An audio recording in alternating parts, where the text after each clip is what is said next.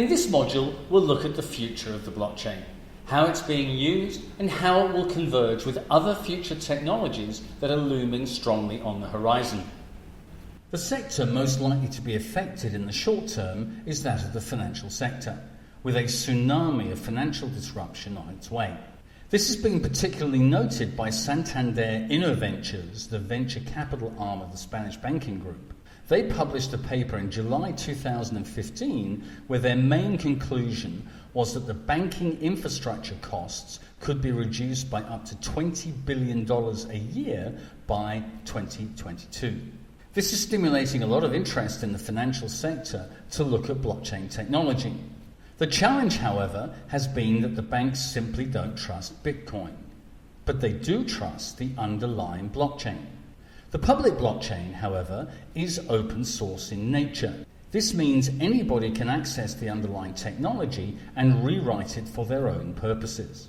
This is what is happening with a number of banking consortiums building their own private blockchains. Instead of having independent computers, they have banks that are actually working together. Undoubtedly, we're going to see more growth in this area. And indeed, this has already been seen through a US developer called Digital Assets that is run by a former senior executive of JP Morgan. They have brought a number of financial institutions together in a consortium. The next area of growth will be that of the convergence with the Internet of Things. This is going to be an area that will see incredible growth in the next 3 to 5 years. The Internet of Things, put simply, is the network of physical objects and devices which are embedded with electronics, software, sensors, and network connectivity. This enables objects to collect and exchange data. A smartphone is a classic example of an IoT device, but there are many other variety of products that are coming on stream: fridges, garage doors, even household furniture.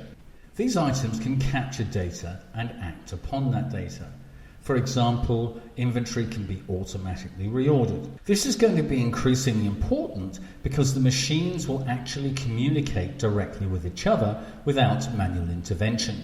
This means we will need to see machine-to-machine payments being made. Typically, these will involve micropayments.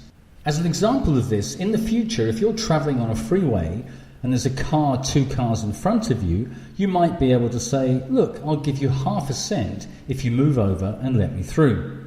These sorts of models are being looked at as smart contracts can be built into the machine-to-machine communications using cryptocurrencies. So, for example, with international trade, perhaps you're expecting a consignment of goods from China.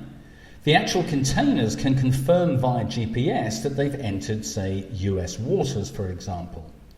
Immediately, via a smart contract on the blockchain, monies could be paid to the Chinese suppliers once the goods are in US waters.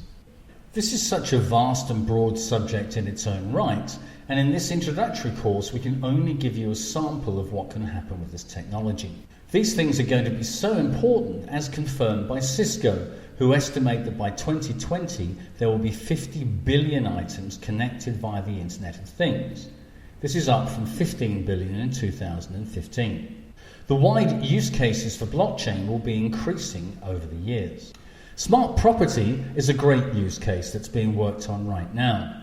An example of smart property, for example, is if you bought a car via a smart lease. If repayments on the car were not made, the car could be disabled from driving remotely, and a repossession agent would have a smart key that would enable them to drive the car away without any problem. Smart contracts and the Internet of Things will change the way in which so many things will happen, many things we can't even imagine now.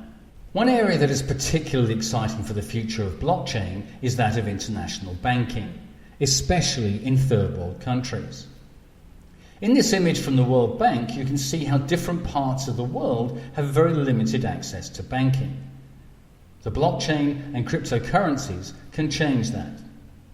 We will see an example of this in the next module, where we consider an actual use case that will help third world countries have direct access to banking, not via a bank, but via their own community.